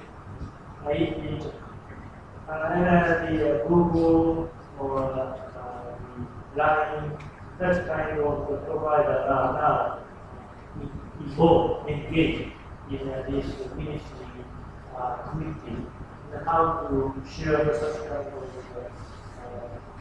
the virtual reality with people. That is not possible. So, but I mentioned the two new policy visions: rebuilding society, rebuilding society. Actually, Japan is a really platform country. Historically, that's why our society has a very strong awareness and also self-management, self-help and mutual support capability we have reached. According to modernization, such kind of responsibility experiences are now being fading out. How can we build the society? So you have still such kind of society. I visited the Colombo just after the 2017, and the local people have a very strong reporting system called Libre, and they evacuated according to that community information network. It's right. Good to the system. Please encourage such a system at the local, in the local community, and then develop the information, which is support for the large language. I think they please identify your current society, and then what kind of population is needed. Unfortunately, as I introduced, people with the awareness has been now fading out. How can we rebuild the society? That is our challenge. My name is Rahul. I'm a chartered biologist, and my question is to Professor Koike. Would you mind elaborating the effectiveness of these flood levies against the other solutions? For Sri Lanka now, they are going to have flood levies along Kyle River with some pumping stations. So, will that be so effective, or is that the best solution, or are there any other combined solutions with this technology? With regard to the lower flat area, the pumping station is the most powerful solution we need. So that's why the basic plan for the Colombo area, the pumping station, power up in the pumping station is, I think, very key. In addition, some area, low area, these are identified by using the land identity something, and then the land use change. For example, some water, the water wetland areas also, or the change of the structure of the building. So such kind of combination is useful. I think the key strategy in the Colombo is the combination. The water should be brought out into the ocean or river. That is the key strategy, I think. You mentioned of a living breach. So how about the risk, similar risks about the living breach or a living overtopping? How your experiences, it can cause a disaster, the living breach or a living overtopping. How can we face such a disaster situation? I think we are using the very precise information. We can identify the risk. Not only the natural science-based information, but also as Dr. Hertel mentioned here, by overlaying the economy or social activity, then we can identify the risk and how to reduce the risk. But that is not a static value, as I introduced. The recovery process also should be considered.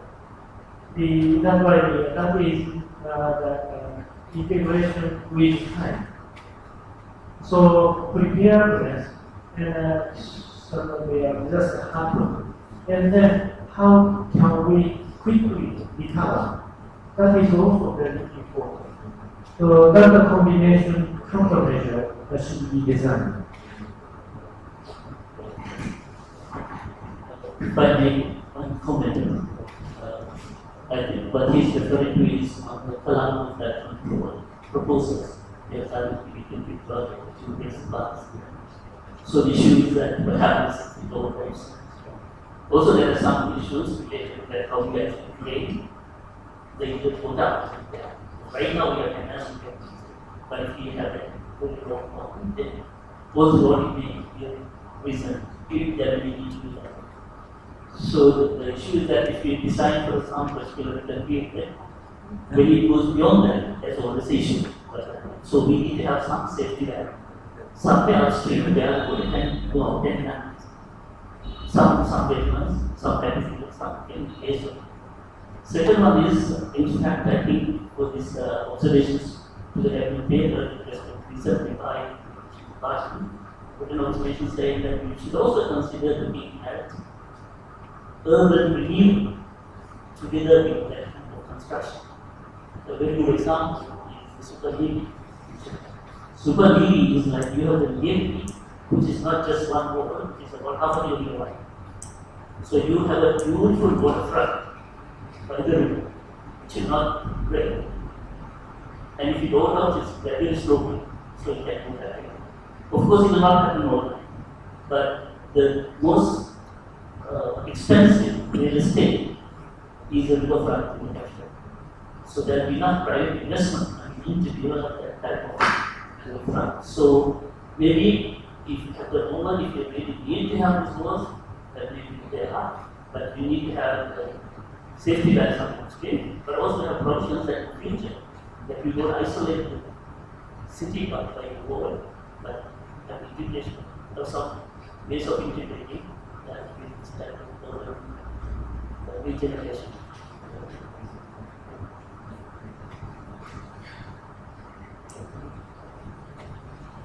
Sir.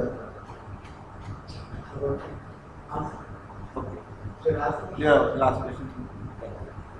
Now, as far as like I said, in 2016 we had the Patsy Colombo due to Canning River, and that was a gradual effect. Then in 2017 we had Patsy Southern Province. It was mostly of cash flow. But if you look at the number of casualties, the number of casualties in 2017 is much more. which is actually about 50 kids, 100 women, 150 men, over 300 casualties. So, and the main reason was, people got to know their stars only after the flood has reached the beds. They were sleeping and they didn't know that the floods are coming.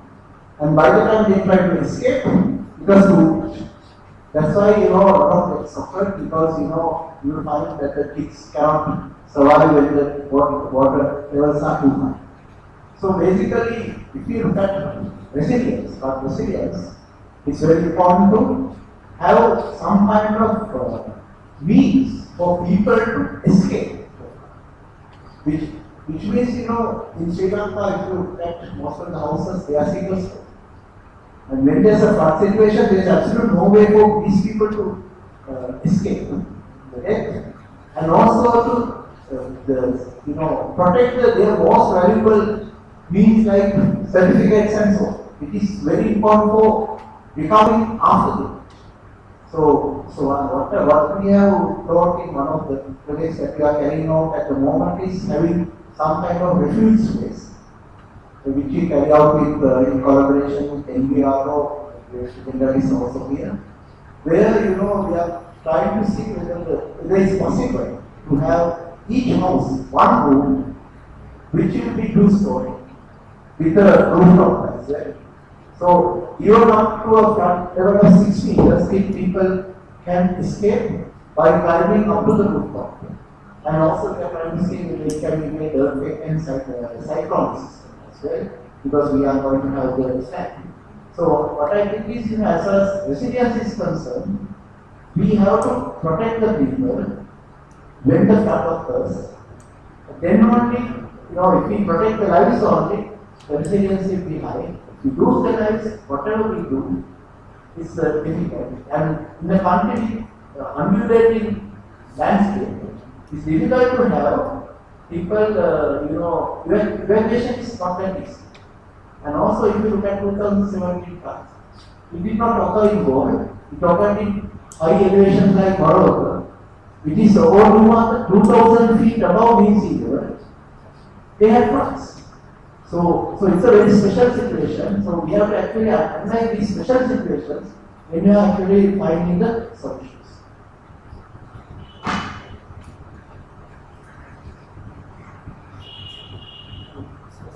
Thank you very much.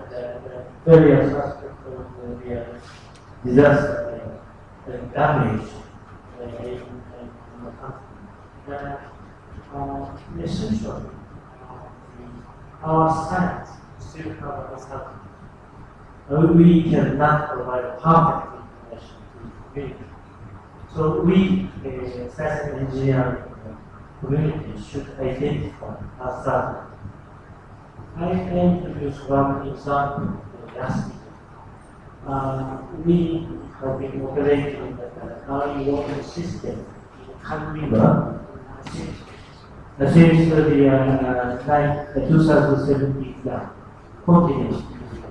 Last year, May 2018, our system predicted very heavy rainfall.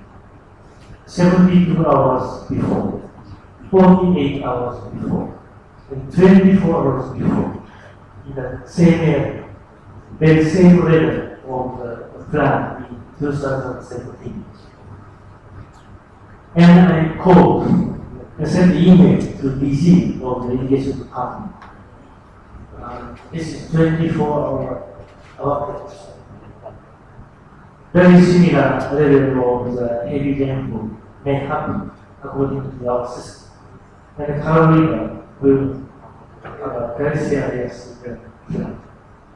But our prediction, rainfall prediction model, this is not only our. At the current scientific level, the location of rainfall may shift by several test zones. We cannot identify the location of the rainfall definitely under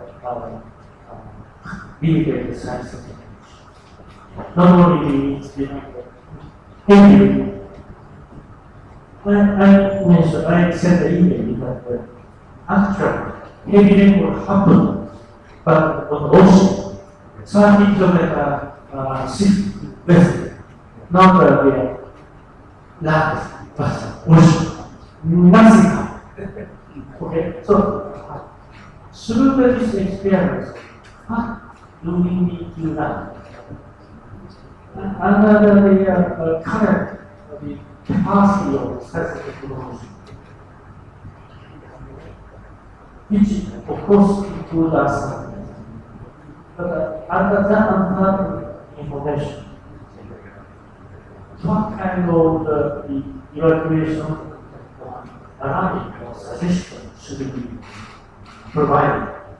That should be discussed. I think this is a very good example. At a plenary meeting, on Wednesday, we will discuss how can we manage this kind of work.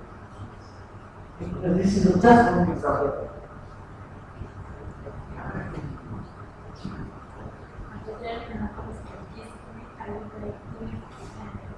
We check that same as business project, another project is going on and the basic study is also under the kind of project.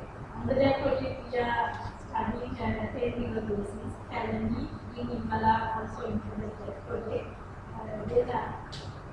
Under the project we are giving solution for up and down. Then upper solutions are structural solutions. Other than the structural solutions, already identified some non-structural solutions also. Your community is very valuable to us also. Then we have to develop a system for the sharing information at the household level. This is very important.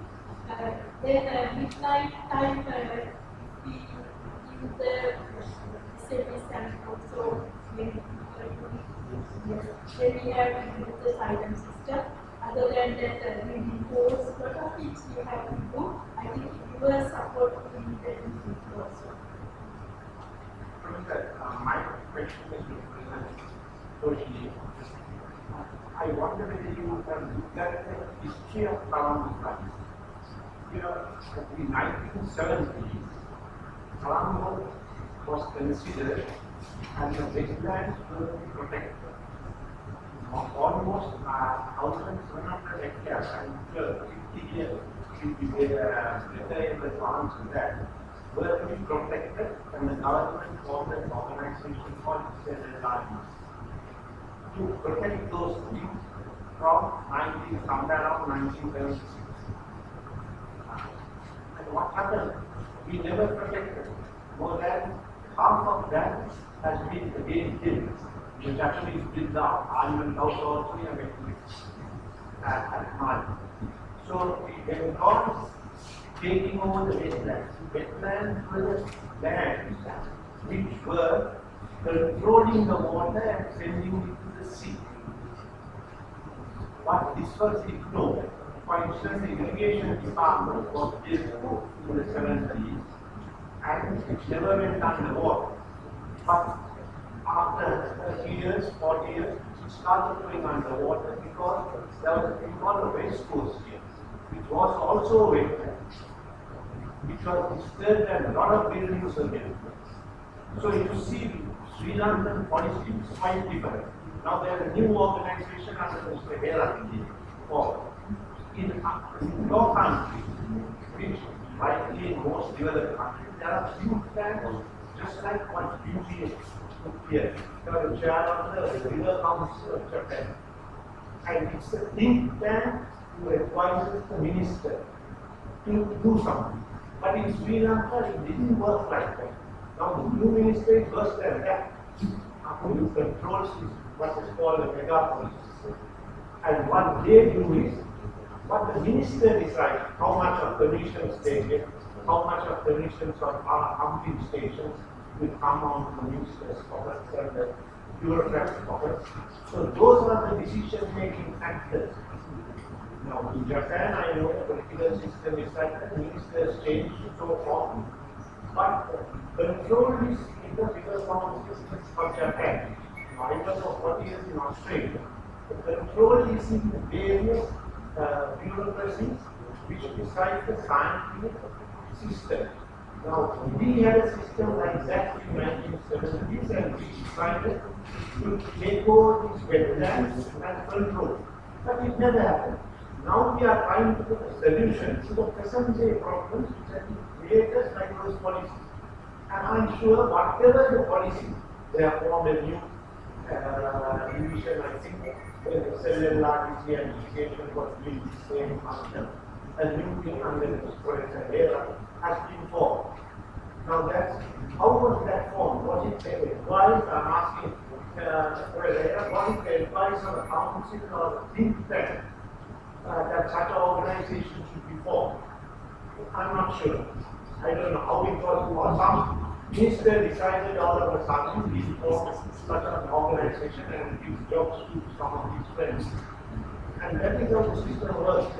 So whatever you suggest here, Professor Closio, you must understand the political system existing in our country. Unfortunately, that is the true system which works. And whatever solution you give to this set up in Colombo will not be followed for the next 30 years, and we will have to come out with a new solution at that time. Yeah, basically, we need to understand the history and also the nature of the land, correctly.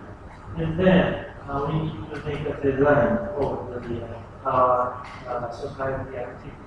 This is the basic approach. But in the case of Japan, we have a very, very rapid economic growth experience in middle 1960s to 80s, and a huge increase of the population in the period. That's why our civil engineering had to respond to the pressure of the rapid increase of the population and rapid growth. So that was our history. So then we are at this moment we are now stable economy, not so rapidly growth. We are now considering how can we manage our society under that stable condition. Stable condition, we don't have enough money. So how to manage our society? That is our current situation.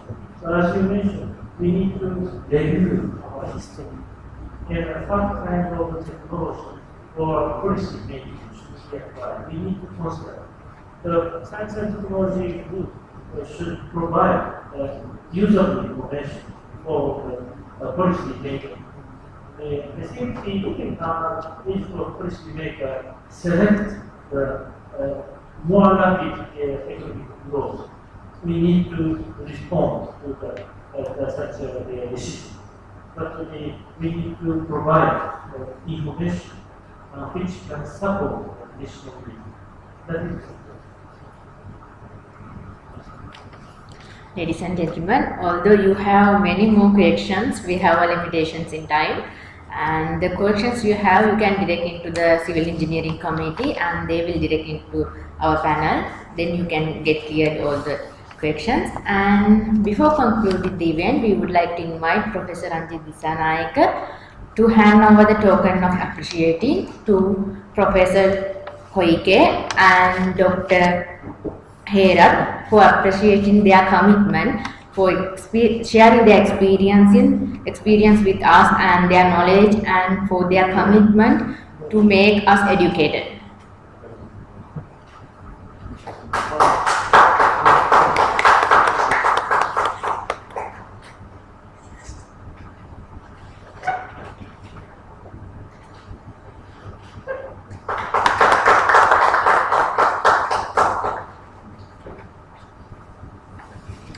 Thank you very much, sir. And I would like to thank Professor Kaike and Dr. Herat for spending their valuable time with us to educate you all and experiencing their knowledge, sharing their knowledge with us, and to our chairman of Civil Engineering Committee who guided us throughout the every event, for making every event success, and for participants for actively participating in the event, for making it successful, and hope to see you in another event. Have a good night. Thank you.